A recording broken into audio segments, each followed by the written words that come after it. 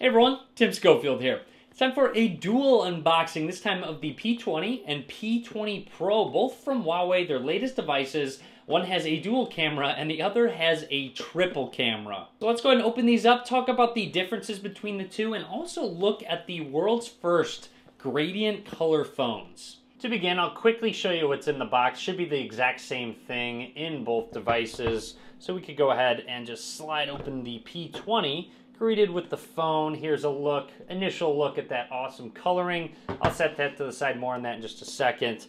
Otherwise, inside the box, you get a SIM ejection tool, and you should have some booklets. Mine just doesn't because it's a pre-production model. And then you have your wall adapter included, along with a USB Type-A to USB Type-C charging cable. Also, looks like you have an adapter for the headphone jack, USB Type-C to 3.5mm headphone jack. So lacking a headphone jack. However, it does include headphones, which has a USB Type-C slot, and of course your earbuds. And if you're curious, the P20 Pro includes all the exact same things in the box. Okay, let's go ahead and power on both of these devices at the same time. The Huawei P20 has a 5.8-inch display, whereas the P20 Pro has a 6.1-inch display.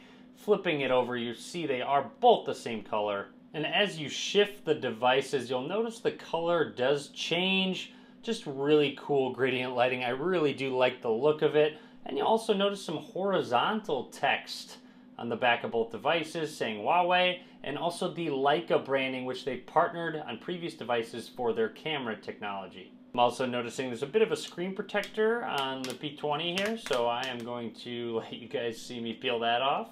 A quick close-up of the two, you'll notice the power button has a coloring to it and also an indent, so you can feel the difference between the power button and the volume rockers. You'll notice that that camera does stick out just a little bit on both devices. Up at the top you have a microphone, but the P20 Pro has an infrared sensor, so I believe you should be able to control your TV using the phone. Down at the bottom, exact same USB-C and speakers, and then that SIM slot is on the left side. And as I mentioned earlier, double versus triple lenses. This is the first phone with a rear triple lens combination. The P20 has a 12 megapixel lens and also a 20 megapixel monochrome sensor. And then the P20 Pro has three different ones: a 40 megapixel RGB sensor, a 20 megapixel monochrome sensor, and an 8 megapixel telephoto lens, which gets you up to 3 times without having to lose quality.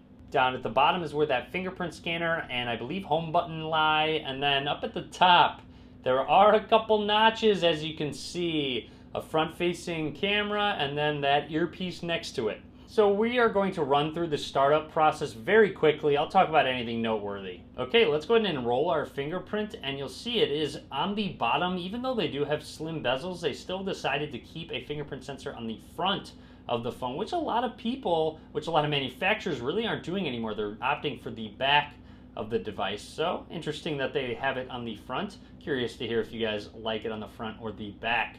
And there we go, successfully enabled. Let's hit OK. It does give you an option to set face unlock, which just about every Android phone has, but you can do that through the start setup. All done with the setup process. Here is the P20 and P20 Pro from Huawei, all set up and ready to go. Now, as always in my unboxing videos, I want to jump into settings and go into storage to show how much is free. So right away, you'll see 116 gigs free on the P20 and P20 Pro. Let's test the fingerprint scanner on the P20 Pro, so just set it down, unlocks it right away with the screen off, set it down. Wow, extremely quick, seems to be very accurate. Both devices come with Android 8.1 Oreo out of the box, so very promising considering 8.1 is the latest version of Android. Now they do have a skin called EMUI, and you'll see on the home screen there is actually no app drawer. You can change that within settings. They have a theme option, swiping over a bunch of different tools in this folder, and then swiping over again, you have your full Google suite. Swiping down from the top, you'll notice a theme to that top bar. We can jump into settings very quickly.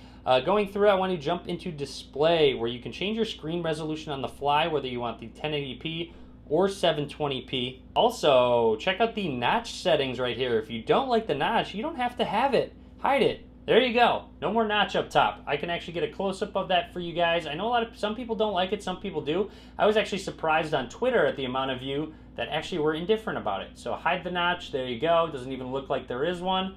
Or you know what? Go back to default if you want the notch. Finally, we can load up the camera on both devices at the same time. You can switch camera modes, hit next. GPS tag we're going to do later. And there we have it. So here is the camera app on both. I can just snap a picture on both. Very similar shutter speeds. Now, since it has that Kirin 970 processor, it has AI built in. Photo Genius, it automatically selects the specific camera mode for that specific scenario, so just point and shoot. Now, as I mentioned, on the P20 Pro, it has up to 3 times zoom. So let's test that out.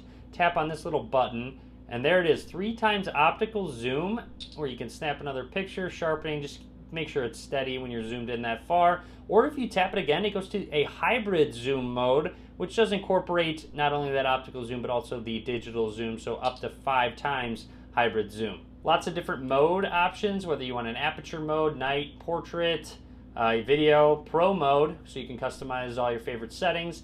And if you go to more, you have monochrome, HDR, time-lapse, watermark.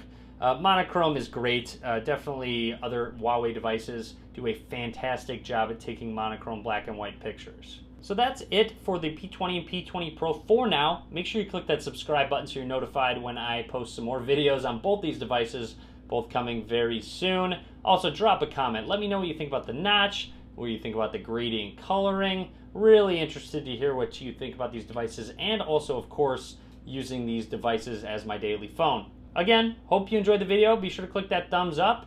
And as always, guys, thank you very much for watching.